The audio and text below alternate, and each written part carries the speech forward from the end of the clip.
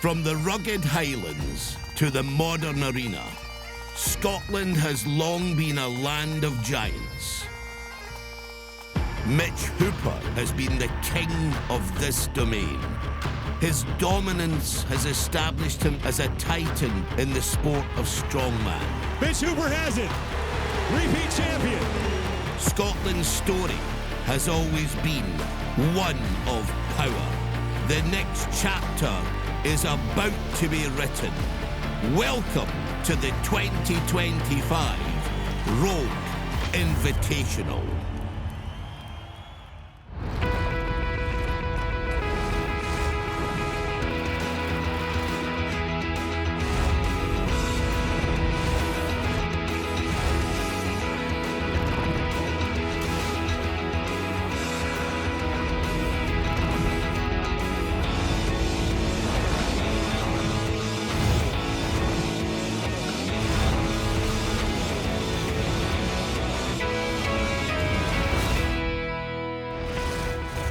Day one is coming to a close here at the 2025 Rogue Invitational in Aberdeen, Scotland. I'm Sean Woodland with Lawrence Chalet and Kristen Rhodes. The men will take on Event 3 in just a bit, but it's the strong women who will start things off. Inez Carrasquillo has momentum. She picks up the event win in Viking Press, her fourth career event win at the Rogue Invitational. But it's Andrea Thompson who has the lead. Two finishes of third or better have her on top of the overall standings, but just barely. The overall standings for the women after two events, it is razor thin. Only a half point separate Andrea Thompson from Lucy Underdown, and only 2.5 points separate first from fourth. Inez Carrasquillo coming off that event win in the Viking Press. It's in fourth place overall with 14 points, only 2.5 back of Andrea Thompson, as Carrasquillo looks to become the first ever repeat champion for the women at the Rogue Invitational. Event number 3 is the Yoke Escalator. It is presented by Yeti, and the power stairs are back. There's a 40-foot yoke carry, and then, Laws, they have to move 3 increasingly heavy weights to the top of those stairs, and they've added a little bit of a duck walk here to start. Yeah, last year they didn't have to walk these weights in. This year, additional challenges for these athletes. Interesting on this one, because you're going from 2 different implements. You've got to be prepared for them, and that yoke is going to take a lot out of your legs before you get to those pins where you got to go up those stairs as fast as possible. We have 2 heats of 5 women each, and Peacock, Beliveau, and Roberts will all be out there in this opening heat. And with the points being so tight at the top, these 3 women that we just talked about, if they're up there on the top and they're moving some points around, it can create some separation. Absolutely. Based on what we saw last year, our athletes in 9th and 10th place took the win, so we could see a mix-up again. And also, all the athletes have the familiarization that they've done this before now. So will we see improvements on what we did last year? Remember, there is that element where they have to walk the duck walk implements in to our steps. Opening heat is underway. It starts with that 40-foot yoke carry, 650 pounds, 295 kilos, and Jennifer Lyle is out front early. Jennifer Lyle is moving rapidly on the super yoke. First athlete to our duck walks. She's still keeping up the pace. And Roberts and Peacock right behind her. First implement moving up, 225 pounds, 102 kilos. Lyle makes quick work of that. She's still in the lead ahead of Beliveau and Peacock. And now Beliveau and Peacock have narrowed the gap. Sam Beliveau is looking to take the lead, a slip from Lyle, so Beliveau and Peacock out front to the final weight. 325 pounds, 124 kilos. Peacock getting hung up a little bit. This is back and forth. Peacock just ahead, I think. And here comes Hannah Lindsay. She's got a chance. Lindsay to the top. Makes the buzzer, and it's Hannah Lindsay, followed by Mel Peacock. Hannah Lindsay, tortoise in the hair stuff. She was back of the pack at one stage, consistently went through each implement, and by the end, no mistakes. 50.2 seconds for the Swamp Monster, as Peacock and Beliveau struggled with that final power pin at 325 pounds. As you mentioned, Lars, she was just smooth and consistent the whole way. Yeah, I mean, Jennifer Lyle went out like a rocket on that super yoke. You can see here on the screen, this was the mistake she made, and it allowed the others to catch up. And just look at Hannah Lindsay there. She didn't even stop before that final step. Just walked that implement straight on and threw the weight up like it was nothing. 50.26 seconds for Hannah Lindsay, just edging out Mel Peacock. Jennifer Lyle comes in third place. Sam Beliveau and Rebecca Roberts are separated by 1 second in fourth and fifth to wrap up this first of two heats. Next, top 5 women in the standings take on the Yoke Escalator. Can anyone take down the Swamp Monster? Find out when we return to the 2025 Rogue Invitational. The 2025 Rogue Invitational on CBS Sports Network is presented by Rogue. Don't weaken. And by Go Rock. Embrace the suck.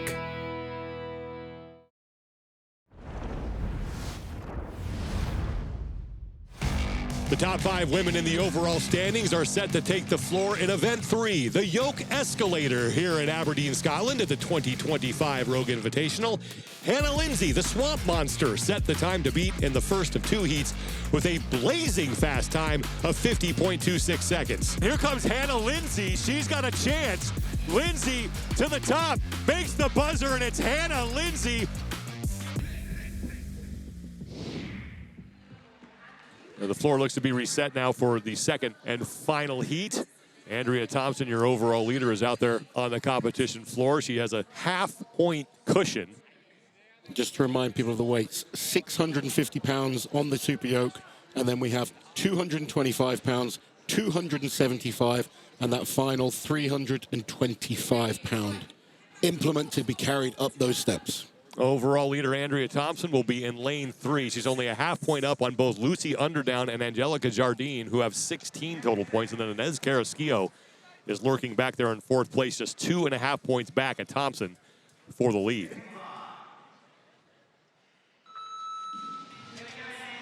$650 pounds, 295 kilos on the yoke. Olga fast off the blocks. Here comes Andrea in the center there. Good, solid finish on the yoke. Now, Olga is absolutely flying with these first steps, but here comes Inez.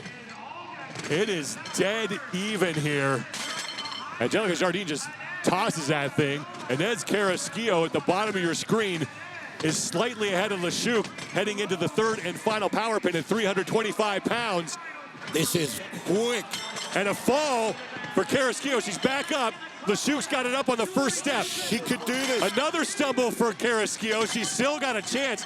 Liashchuk is going to get up to the top. She makes the touch. She's going to win the event. Second place is still up for grabs here for Carrasquillo. She makes the touch. She looked close. And she's 2/100ths of a second back of Hannah Lindsay. Now who's going to come in third in this heat? This is close. Lucy is just across that red line. Underdown makes the touch. Thompson makes the touch. And here comes Angelica Jardine. And that was razor thin. Liashchuk is going to win the event. Inez Carrasquillo will take third. Inez Carrasquillo had a couple costly trips on that final power pin, and had it not been for those, she could have won this event. But Olga Liashchuk picks up the event win. She was only 4 points back at Andrea Thompson. It's going to get really tight on top of the overall standings heading into the final 3 events tomorrow. It's a great win there for Olga. Olga Liashchuk, 45.48 seconds, and then 2/100ths of a second between Lindsay and Carrasquillo. Mel Peacock gets her best result of the competition so far. She finishes in 4th, and Jennifer Lyle rounding out the top 5. After her event win, it's Olga Liashchuk who has the overall lead after 3 events. She has a 0.5-point lead over defending champion Inez Carrasquillo. Lucy Underdown drops down to 3rd with the next 4 women all within 3 points of her. 3 events remain for the women before we crown a champion here at the 2025 Rogue Invitational. Next, the men take on the Yoke Escalator. Who will stand on top when it's all said and done? More from the 2025 Rogue Invitational when we return.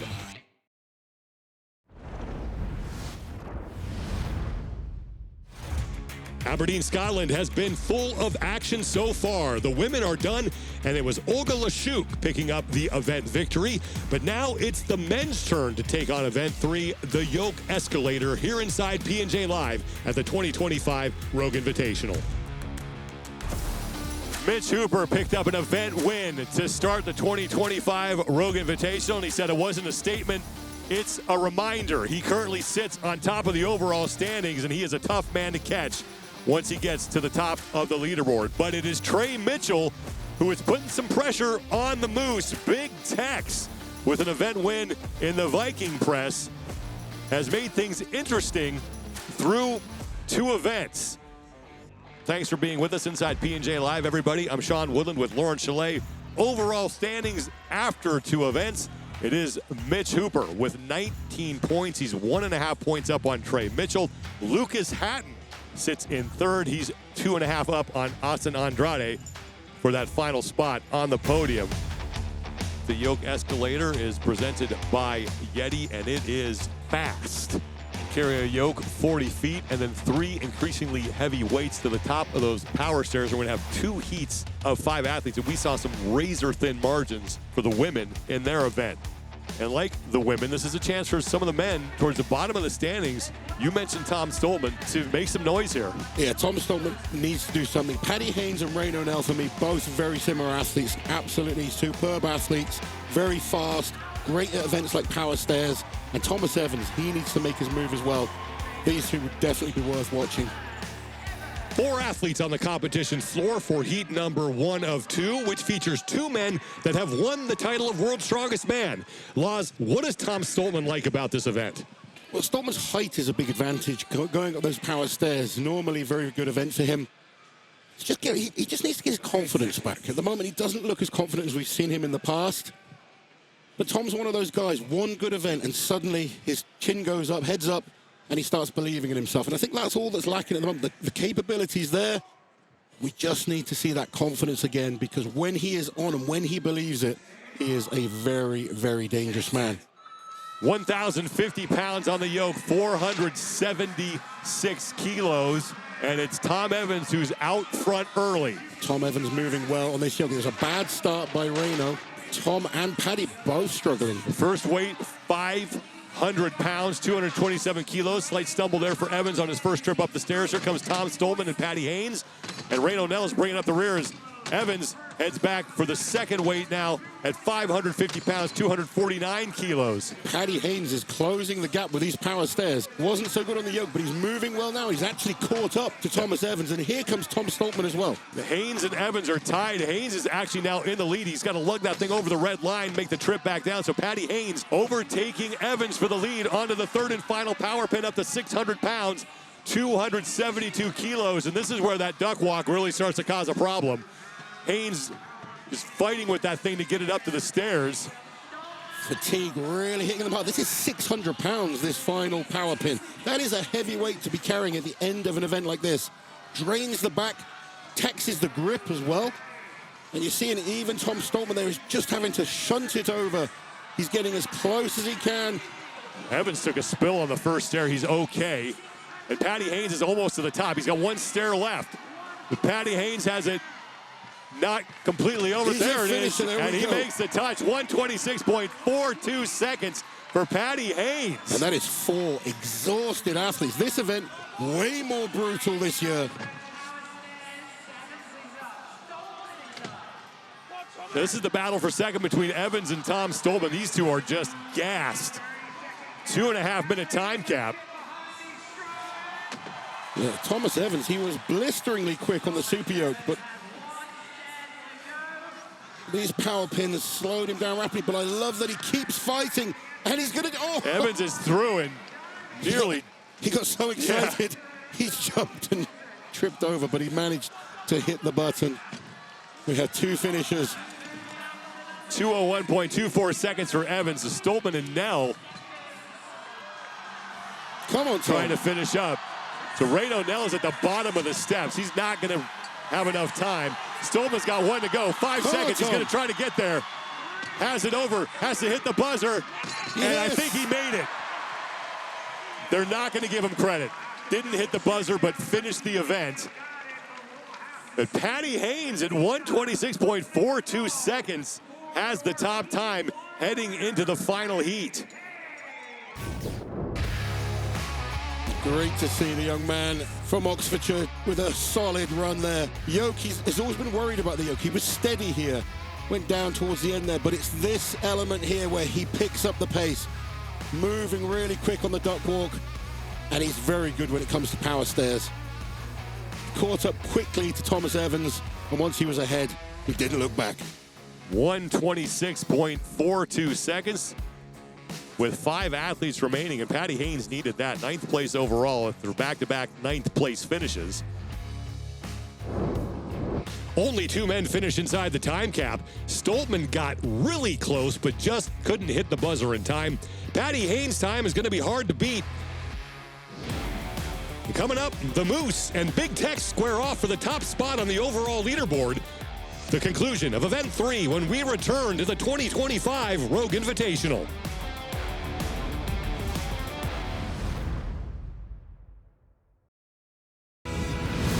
The 2025 Rogue Invitational on CBS Sports Network is presented by Mod Tub.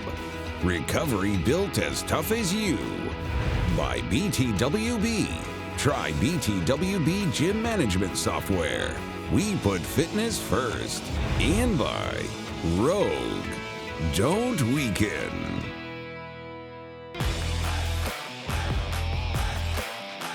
The Moose and Big Tex are ready to take the floor as we conclude Event 3, the Yoke Escalator, here at the 2025 Rogue Invitational in Aberdeen, Scotland. Paddy Haynes had a blazing time to beat in the first of 2 heats at 1 minute, 26.42 seconds. The overall leaders are ready for the second and final heat. Mitch Hooper with a first and a second place finish, looking to win his 3rd straight Rogue Invitational. Won the opening event, the wagon wheel deadlift, and only needed 2 lifts to do it. And there we see him just being methodical athlete that he is, just putting chalk on each of those power pins. You want to make sure the grip is solid as well. You're getting taxed in so many ways. We talk about the legs with the super yoke. The back starts to feel it, lifting each one of these implements up each step. And the grip starts to feel it as well. There is Bryce Johnson, who has a chance to do some damage in this event. You mentioned what's at stake coming in. Tom Stoltman needed a win. He did not get it, didn't even finish the event. So he's paying close attention to this heat, because if all these guys finish, that is bad news for Stoltman. Absolutely. And we are underway. 1,050 pounds on the yoke. 126.42 seconds the time to beat, and it's Mitch Hooper out front early. He's got a big lead here as he gets to the power pins. First pin, 500 pounds up the stairs. Bryce Johnson coming up second on the yoke. And Mitch is already up with that first implement. Mitch got it to the top before Johnson even hit the first step. Hooper on the 550-pound, 249-kilo power pin. That advantage of being so fast on the super yoke, he's not having to rush these. And now 600 pounds for Hooper. Just swinging that thing up to the stairs, but he is well ahead of the rest of the field. He can take his time he's here. Feeling it. Look at this. Struggling now with this final implement. Hooper has it to the first step. He's got less than 30 seconds to go before he hits Haynes' time. Such a brutal event. Going to get some chalk, I think. Paddy Haynes could take the win on this one. You've got 16 seconds to go here. Hooper's the only man on that final power pin. There's Bryce Johnson's got the blood coming from the nose as he's on the final power pin. So 6 seconds to go. Haynes is going to take the win. It's going to be close. I think he's going to get it. And Mitch's grip has gone there. So Paddy Haynes is going to pick up his first career event win, but Mitch Hooper's doing what Mitch Hooper does, is trying to stay inside the top 3 here. Austin Andrade managing to get up another step. You can see Trey Mitchell in the background, hating like whoever came up with this event wanted to kill these men. This is absolutely brutal. I am very glad that we're sat here and not doing this event. Good to see Austin still digging deep. Now Hooper's having trouble getting that thing to the top step. He's absolutely gone there. Could be big as Trey Mitchell is now to the top, and he's going to finish at 158.85 seconds. Tell you what, after that win in the Viking press, this is a big result for Trey Mitchell. The Hooper's got to get in here. Hooper is just gassed. He's got nothing left. I don't know what he's trying here. trying to go backwards. It's like a deficit deadlift for Hooper.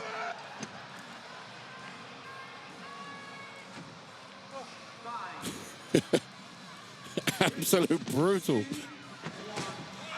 Well, that's going to do is Hooper was kind of surveying the field to see if anyone was close to him, but I'll tell you what, I think Bryce Johnson has gone ahead as well. and Trey Mitchell might be the overall leader because he got some help from heat number 1. He did indeed. Well, this is also big for Tom Stolman with 4 men not finishing in that heat. Yes, very much so. This is going to mix things up. You can see the struggle on Mitch Hooper's face there. Trey Mitchell did very well, just sneakily came through, but he paced himself nicely, and that is a big, big result. Paddy Haynes is going to grab his first career event win at the Rogue Invitational. 126.42 seconds. Only 4 men finished. Now, they are adjusting Stoltman's time, so he did finish. That is big for Tom. 4th place finish for him. That's still going to help him as a lot of the guys that he is chasing did not finish. After 3 events, Big Tex overtakes Mitch Hooper for the top spot in the standings. He is now 2.5 points ahead of him. Rookie Lucas Hatton is now tied for 3rd with the veteran Tom Evans, as they are both tied at 18.5 apiece. 3-time World's Strongest Man Tom Stolman will have some work to do, but he is only 2 points back of 3rd and 7th with 3 events remaining. Paddy Haynes wins the battle. The Invitational rookie rises above the competition to take the win in the Yoke Escalator. Meanwhile, Trey Mitchell is winning the war. Big Tex moves into the top spot on the overall leaderboard with 3 events remaining. Up next, the circus medley promises to deliver a challenge worthy of the center ring. Can Trey Mitchell keep his bid for a championship on track? Or will the Moose, Mitch Hooper, put himself back in the lead? That's next time on the 2025 Rogue Invitational. This has been a presentation of CBS Sports Network, the 24-hour home of CBS Sports.